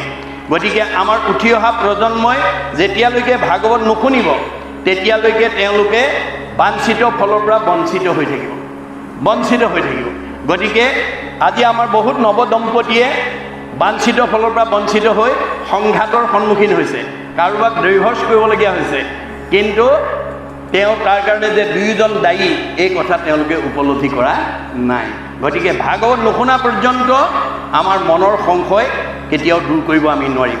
সেইকাৰণে আমি অনাগত দিনত 60 বছৰৰ ওপৰৰ বয়সতকৈ ইয়ালৈ বেছিকৈ ডেকা গাভৰু আৰু নৱদম্পতীসকল আহিব লাগে। সুবিধা বন্ধ বা এনেকুৱা পৰিৱেশ লৈ আহিব লাগে। কিয়? আজি যিবিলাক ডেকা গাভৰু হৈ আছে কালিলৈ তেওঁলোকে সংসাৰ কৰিব লাগিব, এইটো প্ৰকৃতিৰ নিয়ম। আমাৰ ঋষিমুনিয়ে প্ৰশ্ন কৰিছে কিম অৰ্থে বিবাহম, আমি কিয় বিয়া পাতিব লাগে? আজি আমাৰ বহুত ডেকা গাভৰুৱে নাজানে কিয় বিয়া পাতিব লাগে। আমাৰ ঋকবেদত কৈছে অথ পুৰুষস্তাৱত সৰ্ব যত জায়াং ন বিন্দতে যত জায়াং বিন্দতে অথ প্ৰজায়তে তহি সৰ্বভৱতি। আমি কিয় বিয়া পাতিব লাগে? এই ভৱানীপুৰ গাঁৱত বসবাস কৰি থকা গৃহস্থীবিলাক পৰিয়ালবিলাকে পিতৃ মাতৃৰ দিনত যিটো বংশ লৈ আমি গৃহস্থ এখন এখন ঘৰত আছোঁ, কালগ্ৰস্ত হৈ আমাৰ পিতৃ মাতৃ গুচি যোৱাৰ পাছত সেই পিতৃ মাতৃৰ বংশটো সেইখন ঘৰত অনাগত দিনত এৰি থৈ যাবৰ কাৰণে পুত্ৰ কন্যা জন্ম দিবৰ কাৰণে বিয়া পাতিব লাগে। কিম অৰ্থে বিবাহম পুত্ৰাৰ্থে বিবাহম পুত্ৰ কন্যা জন্ম দিও কিম অৰ্থে পুত্ৰম পুণ্যাম নৰকে তাৰৈতিহি পুত্ৰহা পুণ্যাম নৰকৰ পৰা পিতৃ মাতৃক উদ্ধাৰ কৰিবৰ কাৰণে পুত্ৰ জন্ম দিব লাগিব এতিয়া কোন পুত্ৰই উদ্ধাৰ কৰিব আমাৰ ভাগৱতৰ দশম স্কন্ধত কৃষ্ণই কৈছে বুজানে আমাৰ ইয়াত কৈছে গতিকে পুত্ৰেও তৰাইবে বুলি শুনি আছা শাস্ত্ৰ বৈষ্ণৱ পুত্ৰক লাগি বুলি আছে মাত্ৰ পুত্ৰই তৰাব বুলি শাস্ত্ৰত কৈছে কিন্তু বৈষ্ণৱ পুত্ৰ জন্ম দিব লাগিব অবৈষ্ণৱ পুত্ৰ যদি উপজে বংশত স্বৰ্গ হন্তে পিতৃক পেলাৱে নৰকত আজি আপোনালোকৰ এই ভৱানীপুৰৰ সত্ৰৰ এলেকাত এই ধৰণৰ আঁচনি লোৱাৰ কাৰণে অনাগত দিনত ইয়াত কোনো বেয়া পুত্ৰ আহিব নোৱাৰে কিন্তু য'ত এনেকুৱা ব্যৱস্থা নাই সেই ঠাইলৈ অবৈষ্ণৱ পুত্ৰ আহিব অবৈষ্ণৱ পুত্ৰই কি কৰিব বৃদ্ধ বয়সত পিতৃ মাতৃক ঘৰৰ পৰা খেদি পঠিয়াব আজি বহুত স্থানত আমাৰ মহাপুৰুষৰ অৱদান এই সত্ৰ নামঘৰত ভাগৱত চৰ্চা নোহোৱাৰ কাৰণে বহুত পিতৃ মাতৃয়ে কষ্ট কৰি পঢ়াই শুনাই ল'ৰা ছোৱালীক কাৰোবাক ডক্টৰেট উপাধি দিছে কোনোবা ডাক্তৰ ইঞ্জিনিয়াৰ অফিচাৰ প্ৰবক্তা অধিবক্তা বুদ্ধিজীৱী বহুত উচ্চপদস্থ বিষয়ত চাকৰি কৰাৰ যোগ্যতা অৰ্জন কৰি দিছে কিন্তু ভাগৱতৰ দৰ্শন নজনাৰ কাৰণে ভাগৱত চৰ্চা সেই ঠাইত নোহোৱাৰ কাৰণে সেইসকল শিক্ষিত সেইসকল ডিগ্ৰীধাৰী সেইসকল বহুত উচ্চপদস্থ বিষয়ত চাকৰি কৰা সন্তানে আনৰটো দূৰৰ কথা নিজৰ জন্মদাতা পিতৃ মাতৃক বৃদ্ধ বয়সত কেনেকৈ সেৱা কৰিব লাগে কেনেকৈ শুশ্ৰূষা কৰিব লাগে কেনেকৈ মৰম কৰিব লাগে কেনেকৈ লালন কৰিব লাগে কেনেকৈ পালন কৰিব লাগে তাক নাজানি বৃদ্ধ বয়সত বৃদ্ধাশ্ৰমলৈ খেদি পঠিয়াইছে কিন্তু আপোনালোকৰ এই ভৱানীপুৰ সত্ৰৰ এলেকালৈ ভৱিষ্যতে এনেকুৱা জীৱ আহিব নোৱাৰে মনত ৰাখিব কথাটো যি ঠাইত পোহৰ থাকিব তালৈ আন্ধাৰ আহিব নোৱাৰে গতিকে ভক্তিৰ আঁচনি আমি যাতে অনাগত দিনত ইয়াক অব্যাহত ৰাখিব পাৰোঁ তাৰ কাৰণে আপোনালোকে যত্ন ল'ব আৰু আমাৰ ভাগৱত শ্ৰৱণৰ সাৰ্থকতাটো তেতিয়া আপোনালোকে উপলব্ধি কৰিব পাৰিব গতিকে আমি বৈষ্ণৱ পুত্ৰ জন্ম দিবলৈ কি কৰিব লাগিব বিশিষ্ট পুণ্যকে পায় বৈষ্ণৱ পুত্ৰ এতেকে ভজিব লাগে কৃষ্ণক মাত্ৰ এক দেও এক সেও একভিনে নাই কেও এক ভগৱন্তক শয়নে সপোনে স্নানে গোপস্থানে আমি ভজনা কৰিব লাগিব কৃষ্ণ দুষ্ট ভলে জানো পুত্ৰ উপজয় কৃষ্ণ কি পৰম পুত্ৰ মিত্ৰ ভাতৃশ্বয় আপোনাৰ ভক্তিত যেতিয়া ভগৱন্ত সন্তুষ্ট হ'ব আপোনাৰ ঘৰলৈ সৎপুত্ৰ পঠাই দিব গতিকে আপুনি কেনেধৰণে সৃষ্টি কৰিছে তাৰ ওপৰতহে আপোনাৰ ঘৰলৈ কেনেকুৱা জীৱ আহিব সেইটো নিৰ্ভৰ কৰিব গতিকে আমাৰ ভাগৱতে কৈছে যে আমি ভক্তি মাৰ্গৰে যালে আমি যাতে ইন্দ্ৰিয় সুখ ভোগৰ কাৰণে যাতে সংসাৰ কৰিব লগা নহয় ইন্দ্ৰিয় সুখ ভোগৰ ওপৰত নিৰ্ভৰ কৰি যাতে সৃষ্টি কৰিব লগা নহয় পাৰিব কৰিব কিন্তু আমাৰ কাশ্যপ ঋষিৰ নিচিনা হ'ব আৰু দ্বিতীয়ৰ নিচিনা হ'ব গতিকে দ্বিতীয়ে কাশ্যপ ঋষিৰ কাৰণে লগত সংসাৰ কৰিছিল কিন্তু নিয়ম নাজানিছিল অদিতিয়ে নিয়ম জানিছিল স্বামীৰ লগত মন মিলাই কোন সময়ত কেতিয়া সৃষ্টি কাৰ্যত কেনেকৈ যাব লাগে সকলো নিয়ম শিকি লৈছিল গতিকে আমাৰ নৱদম্পতীসকলে প্ৰথম সন্তানটো আপোনালোকক কি লাগে ল'ৰা লাগে নে ছোৱালী লাগে কেনেকুৱা গুণৰ ল'ৰা ছোৱালী লাগে এইটো আগতীয়াকৈ আলোচনা কৰি ল'ব পুৰুষ প্ৰকৃতি হবা একমতি দেহে সিজিব হৰিত ভকতি স্বামী স্ত্ৰী দুইজনে আলোচনা কৰি ল'ব আৰু নিৰ্দিষ্ট সময়ত আমাৰ সৃষ্টি কাৰ্যত আমি কোন সময়ত যাব লাগে আমাৰ দাৰ্শনিক পণ্ডিত আৰু ভাগৱতে নিৰ্ণয় কৰিছে 24 ঘণ্টাত 8টা পহৰত ভাগ কৰিছে এটা পহৰত 3 ঘণ্টাকৈ আছে গতিকে 24 ঘণ্টাত 8টা পহৰ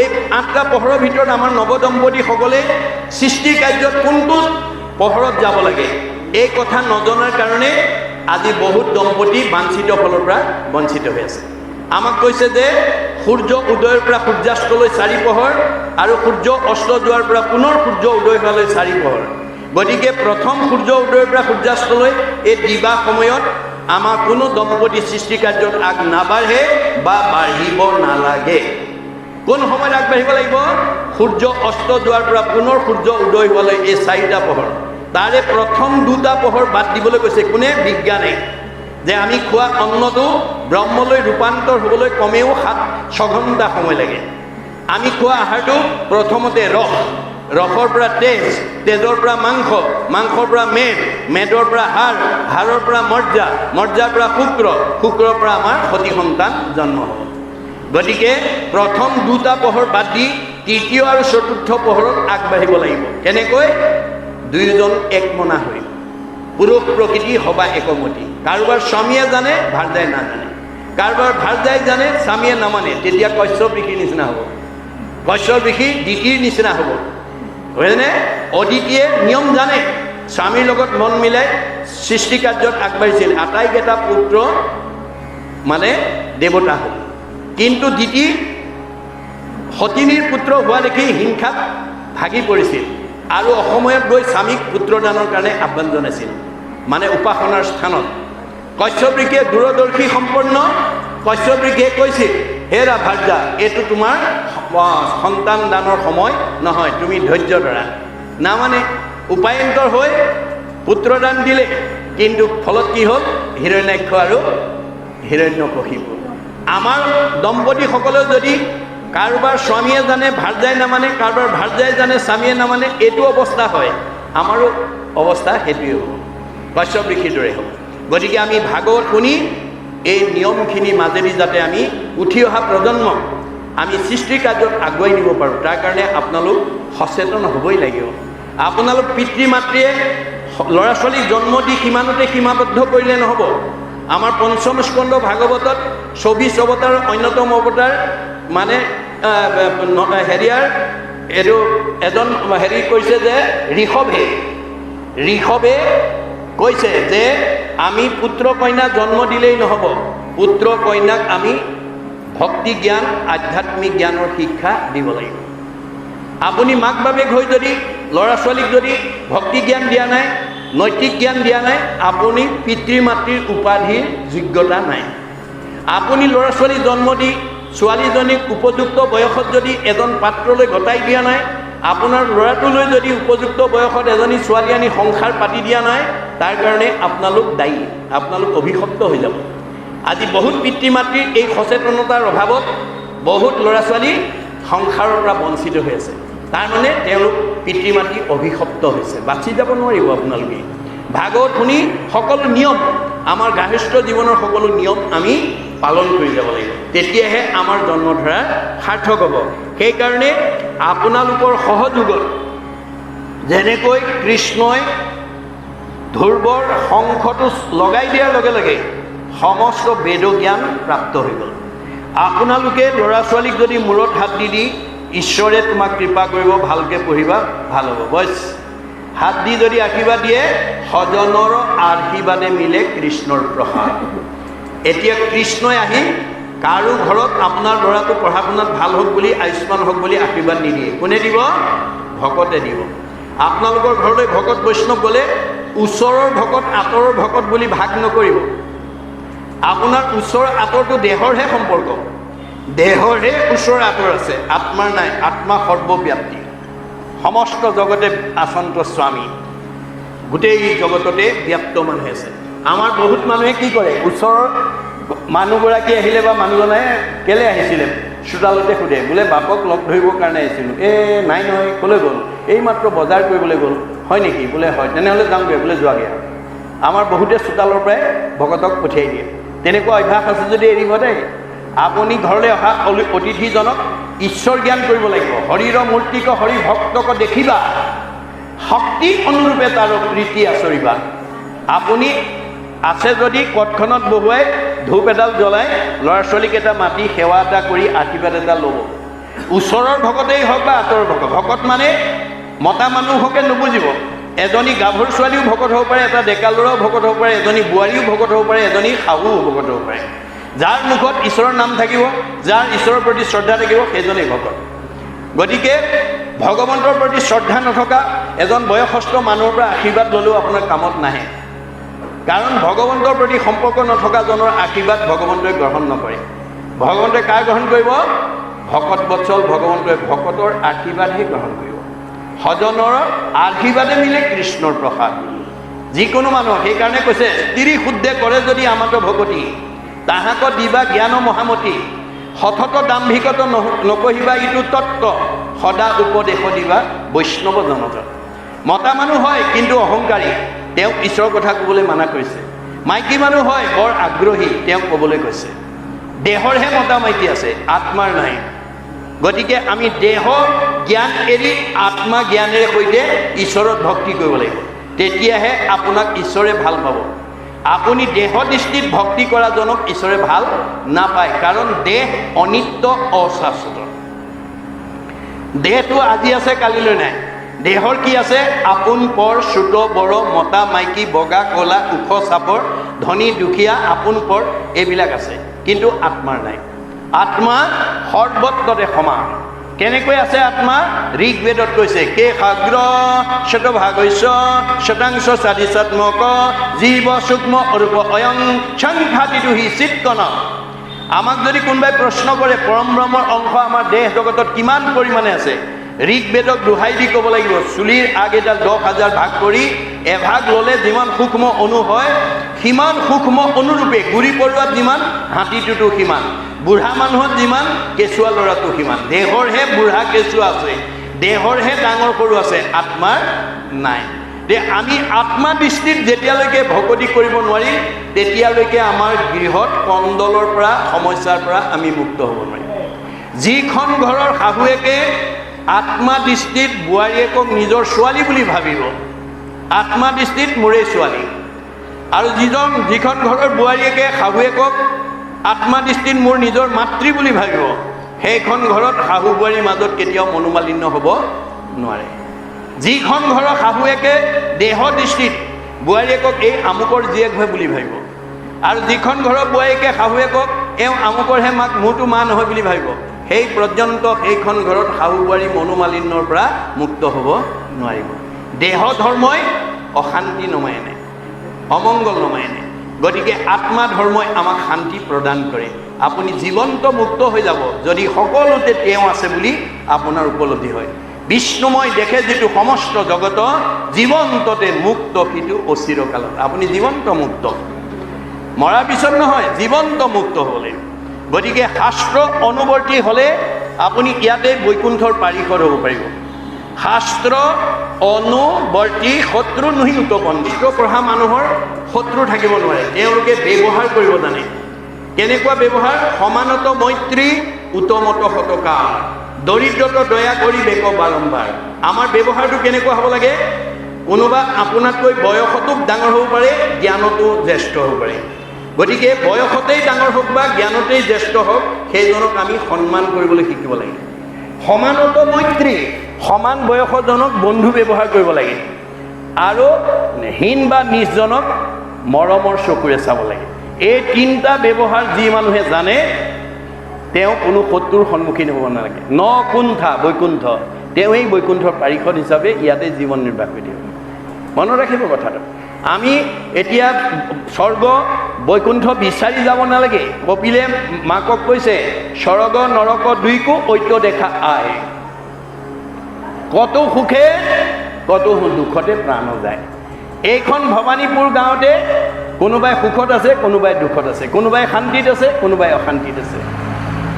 এই ৰহস্য ভাগৱত শুনি যাতে আমি ভেদ কৰি আমি জীয়াই থকা দিনাকে যাতে আমি শান্তিত থাকিব পাৰোঁ, তেতিয়াহে আমাৰ জীৱই মৰিলে গতি পাব। যাৰ জীয়াই থাকোঁতে শান্তি নাই, মৰিলে অধোগতি যাব। শান্তি ধন টকা পইচাই দিব নোৱাৰে, পকা ঘৰ দুৱাৰে দিব নোৱাৰে, গাড়ী মটৰে দিব নোৱাৰে। গতিকে শান্তি কিহে দিব? আমাৰ গুৰুজনে আন যত সবে মিছা ভক্তিৰ অভাৱে। গতিকে ভক্তি বিনা আমাৰ জীৱনলৈ কেতিয়াও শান্তি আহিব নোৱাৰে। ধন টকা পইচাই আনিব নোৱাৰে, পকা ঘৰ দুৱাৰে আনিব নোৱাৰে। গতিকে এইটো পুণ্যৰ ফলত আমাক ভোগ দিছে। গতিকে আমি ভক্তিক যোগ কৰিবই লাগিব। যেতিয়ালৈকে যোগ কৰিব নোৱাৰিব, তেতিয়ালৈকে আপোনাৰ পুণ্যবিলাক বিয়োগ হৈ হৈ গৈ থাকিব। খাই থাকোঁতে উপভোগ কৰি থকাৰ লগে লগে আপোনাৰ জীৱনৰ পৰা পুণ্যবিলাক নাইকিয়া হৈ গৈ থাকিব। তেতিয়া চাই থাকোঁতে দেখিব ভৱানীপুৰ গাঁৱৰ বাপেক মাকৰ দিনত একোৱেই নাছিলে, এতিয়া পুতেকহঁতৰ দিনত জয় জয় মই মই। কাৰোবাৰ আকৌ বাপেক মাকৰ দিনত বহুত প্ৰপাৰ্টি দি থৈ গৈছিলে, পুতেকহঁতৰ দিনত বেছি কিনি আজৰি। এই যিটো পৰিৱৰ্তন, এয়া কৰ্মৰ দোষত হৈ আছে, হৈ থাকিব। গতিকে ভাগৱত শুনা মানুহৰ জীৱনলৈ এনেকুৱা সংঘাত আহিব নোৱাৰে। সেইকাৰণে ভাগৱত শুনিব লাগে। ভাগৱত শুনিলে সকলো নিয়ম জানিব। এইকাৰণে কৈছে যে পৰৱৰ্তী পদত কৈছে, এৰাম জানিলন্ত ধূৰ্বে বেদ শাস্ত্ৰ আছে যত অকৰিবে লাগিলা তুতি কৃষ্ণৰ আগত। গতিকে ধ্ৰুৱৰ কপালত শংখ স্পৰ্শ লগাৰ লগে লগে চব বেদ জ্ঞান হৈ গ'ল আৰু ভগৱানক স্তুতি কৰিবলৈ তেওঁ সমৰ্থ হৈ গ'ল। এৰামে নমো ভগৱন্ত অন্তৰ্যামী নাৰায়ণ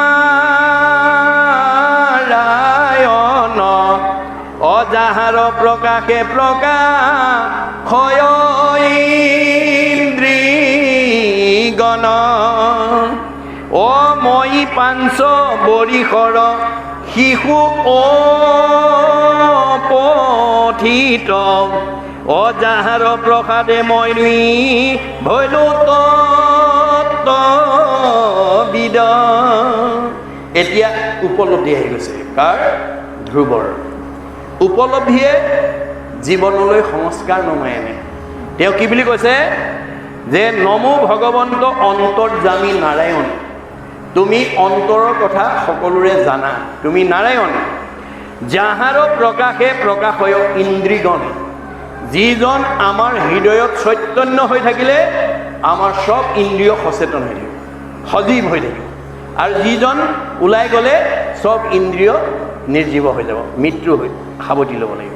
মনত ৰাখিব, যিজনৰ প্ৰকাশত ইন্দ্ৰিয়বিলাক আমাৰ চৈতন্য হৈ থাকে। মই পাঞ্চ বৰিশৰ শিশু অপতিত, মই অপৈণত ল'ৰা, এটা ল'ৰা, 5 বছৰীয়া ল'ৰা, যাহাৰ প্ৰসাদে মই ভৈলো তত্ত্ববিদ, যে তেওঁৰ কৃপা কৰাৰ লগে লগে মই সকলো তত্ত্ব বুজি পোৱা হৈ গ'ল। গতিকে ভগৱন্তৰ কৃপা বিনে আমি কেতিয়াও সৎ জ্ঞানৰ অধিকাৰী হ'ব নোৱাৰোঁ। আপোনালোকৰ ভৱানীপুৰ গাঁৱৰ ওপৰত ভগৱানৰ কৃপা পৰিছে, মনত ৰাখিব।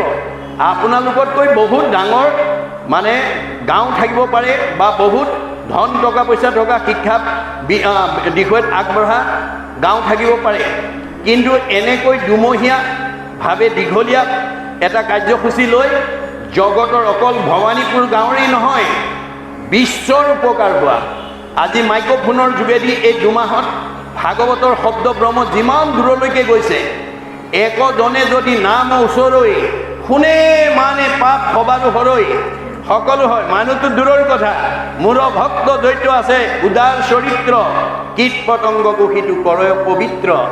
পঁইতাচোৰা নিগনি পৰ্যন্ত প্ৰাণী জগতৰো এই দুমহীয়া কাৰ্যসূচীয়ে জগতৰ উপকাৰ সাধন কৰিলে। গতিকে প্ৰদূষণ বায়ু সংশোধন হোৱাত এই দুমহীয়া কাৰ্যসূচীয়ে অৰিহণা যোগালে।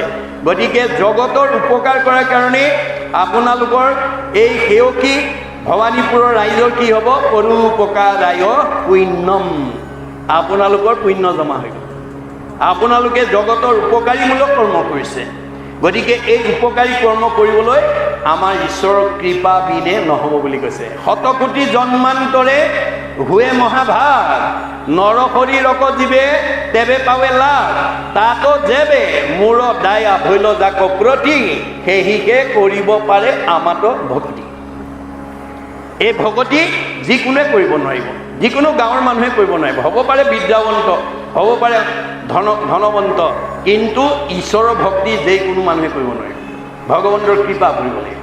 গতিকে 5 বছৰীয়া অপৈণত ধ্ৰুৱক স্পৰ্শ কৰি দিয়াৰ লগে লগে বিদ্যা মানে তত্ত্ববিদ হৈ গ'ল।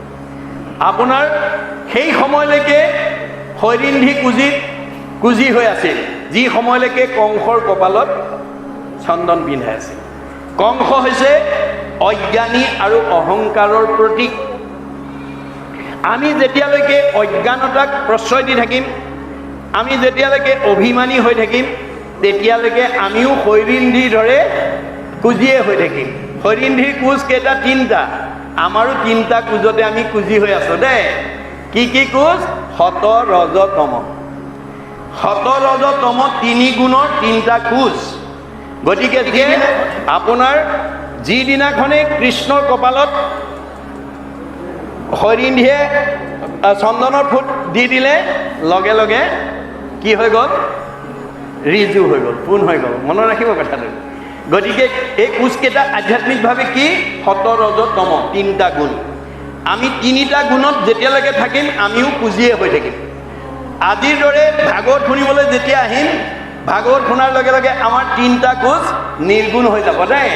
উদ্ধৱক কৈছে, মোৰ কথা যথাৰ্থ নিৰ্গুণ সেহি স্থান, ঈশ্বৰক জানিলে নিৰ্গুণ हुए জ্ঞান, বুলিও নিৰ্গুণ শ্ৰদ্ধা মোহৰ সেৱাৰ, নিৰ্গুণ স্থানক পাৱে ভকতে আমাৰ। আজি আপোনালোক চব ভকত হৈ আছে। ঈশ্বৰৰ কথা কলি যুগত যি মানুহে শুনিব, ক'ব, গাব, ভকত। আৰু এই ভকতৰ সংগত যেতিয়া আমি ঈশ্বৰৰ কথা শুনিম, তেতিয়া আমাৰ তিনিটা গুণৰ কোচটো নিৰ্গুণ হৈ যাব, পূৰ্ণ হৈ যাব দেই। আমি চব সৎ হৈ যাম, আমাৰ জ্ঞান শুদ্ধ হৈ যাব, ভাৱ শুদ্ধ হৈ যাব, কৰ্ম শুদ্ধ হৈ যাব। গতিকে বাপসকল, আপোনালোকে আমাক আমন্ত্ৰণ কৰি আনি এইকণ সময় আপোনালোকৰ, মইতো মানে ৰাতিপুৱাই পালোহি, কিন্তু আপোনালোকৰ এটা সময় বান্ধি থোৱা আছে। যদি অন্য ঠাইত আগতীয়াকৈ কৰা ব্যৱস্থা হ'লে যথেষ্ট সময় আমি আজি আলোচনা কৰিব পাৰিলোহেঁতেন। কিন্তু মই এতিয়া আকৌ শিৱসাগৰত যাব লাগিব, তাতো ৰাইজে আমাৰ পৰা তাৰিখ লৈ থৈছে। গতিকে সময় ইতিমধ্যে আহি পাই গৈছে, 5টা কিমানত আমাৰ গাড়ী আছে। গতিকে আমি আজি এইখিনি আলোচনাৰ মাজেদি আমাৰ এইকেইটা কথা আলোচনা কৰিলোঁ। অনাগত দিনত আকৌ আপোনালোকৰ মাজলৈ আহি আমি যাতে এনেধৰণেৰে ভাগৱতৰ বিষয়বিলাক যাতে বিস্তৃতভাৱে আমি পুংখানুপুংখভাৱে আলোচনা কৰি আমাৰ এক ভগৱানৰ অংশ জীৱ হিচাপে আমি সকলো একেখন ঘৰৰ পৰা আহিছোঁ আৰু একেখন ঘৰলৈকে যাব লাগিব। গতিকে আপোনাৰ মোৰ দেহৰ সম্বন্ধ, ব্লাড ৰিলেশ্যনটো নাথাকিব পাৰে, তেজৰ সম্বন্ধ নাথাকিব পাৰে, বংশৰ সম্বন্ধ নাথাকিব পাৰে, সমাজৰ সম্বন্ধ নাথাকিব পাৰে, কিন্তু আত্মাৰ সম্বন্ধ সদায় আছে আৰু সদায় থাকিব। আত্মা দৃষ্টিত তোমাৰ একে অংশ আমি যত জীৱ যাক, আমি সকলো তেওঁৰ অংশ জীৱ। তোমাৰ মায়ে প্ৰভু বান্ধিলে আমাক, তেওঁৰ মায়ে পৰাই এতিয়া আপোন পৰ চুত বৰ এইবিলাক ভাৱ আমাৰ সৃষ্টি হৈছে। আমি ভগৱানক সদায় দাবী কৰিব লাগে, দিও উপদেশ ভজো তোমাৰ চৰণে, কৰ্মৰ বন্ধন সিন্ধু শ্ৰৱণ কীৰ্তনে। আজিৰ দৰে শ্ৰৱণ কীৰ্তন যদি আপোনালোকে এক ক্ষণ, বেছি নহয় দেই, 24 ঘণ্টাৰ ভিতৰত ভাগৱতৰ মতে এক ক্ষণ মানে 4 মিনিট।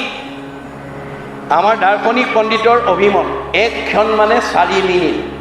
24 ঘণ্টাত যাতে আমি 4 মিনিট সময় ভগৱন্তৰ কাৰণে যাতে আমি দিবৰ কাৰণে প্ৰত্যেকেই যত্ন কৰিব লাগিব। 4 মিনিট সময়ো ঈশ্বৰৰ কথা কোৱা, শুনা, গোৱা যদি কৰিব পাৰোঁ, আমাৰ জীৱন সাৰ্থক হৈ যাব। যদি আমাৰ 4 মিনিট সময় যদি নোৱাৰোঁ, তেতিয়াহ'লে অৰ্জুনক কৈছে, আৰু হেৰা শুনা তুমি একবিনে নহো দুই, অবিদ্যা মায়াটো ভিন্ন দেখি। হে অৰ্জুন, তুমিয়ে মই একেটাই। মায়াত থকাৰ কাৰণে মানুহে আমাক দুটা বুলি ভাবে। মোৰ অংশ জীৱ তুমি, মই আত্মা অন্তৰ্যামী, এই হেতু তুমি মই সুখী। তুমি মোৰ অংশ জীৱ আৰু মই অন্তৰ্যামী, সকলোৰে অন্তৰ কথা জানো। সেইকাৰণে তুমিয়ে মই সখী। সাৰথীৰ কহোঁ ভেদ, লোৱা তাৰ পৰিছে, আনে নজানয় মহামতী, যিগোটা যে মহাৰথী, ৰথেশ্বৰী কলাগতি, ৰথ কোনো চলাৱে সাৰথী।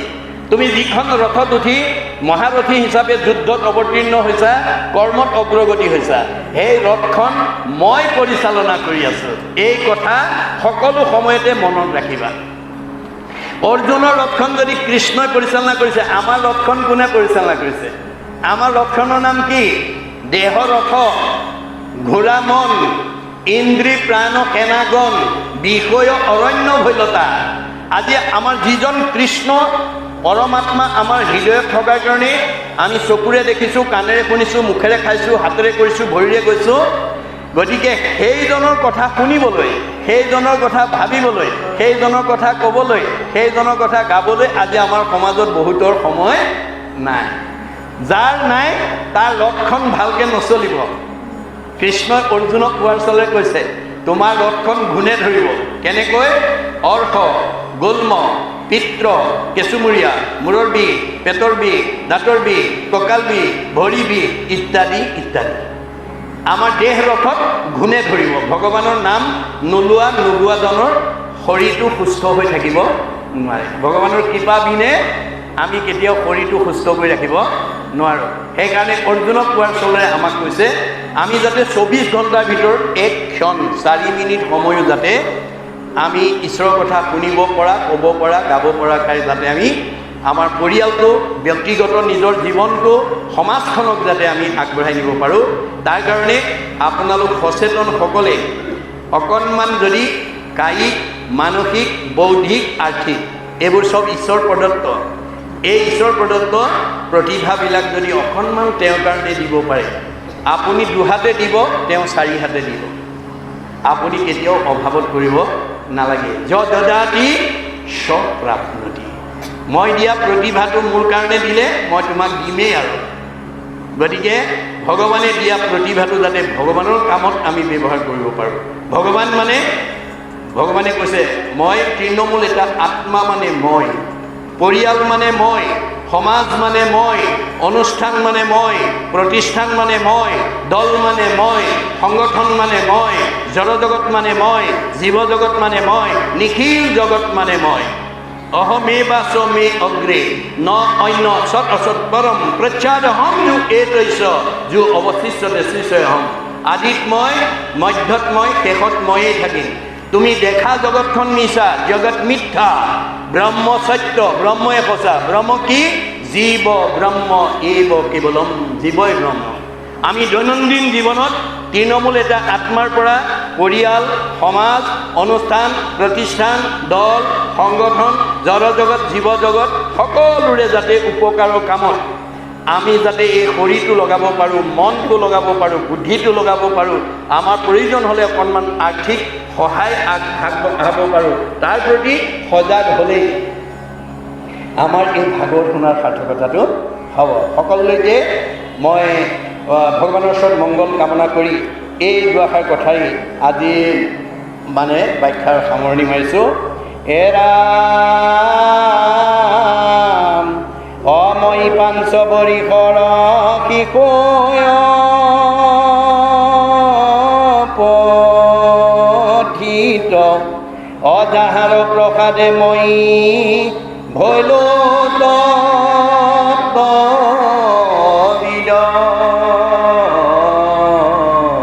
হৰি ৰাম ৰাম ৰাম। জয় ৰাম, জয় নাৰায়ণ, জয় কৃষ্ণ, জয় জগৎগুৰু শ্ৰীমন্ত শংকৰ। হৰি ৰাম। অপৰাধ বিনাশন তজু নাম নাৰায়ণ, জানি নামে পকিল শৰণে, আনগতি নাহিকে মৰণে।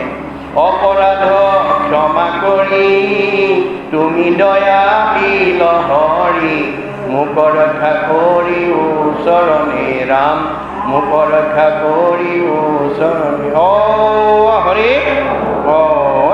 শ্ৰীমন্ত শংকৰ হৰি ভগতৰ জানা যে নগল পতৰ, তাহান্ত বিনাই নাই নাই নাই আমাৰ পৰম গুৰু ৰাম, তাহান্ত বিনাই নাই নাই